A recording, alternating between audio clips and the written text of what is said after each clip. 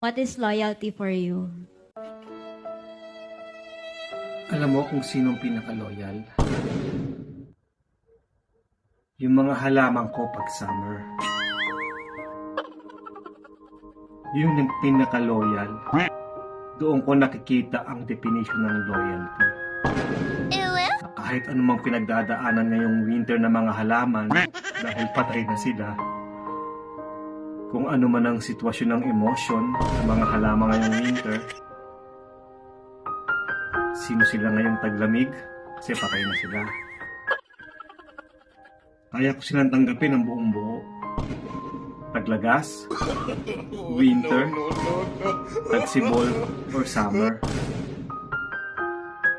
Iyon ang loyalty. Walang judgment.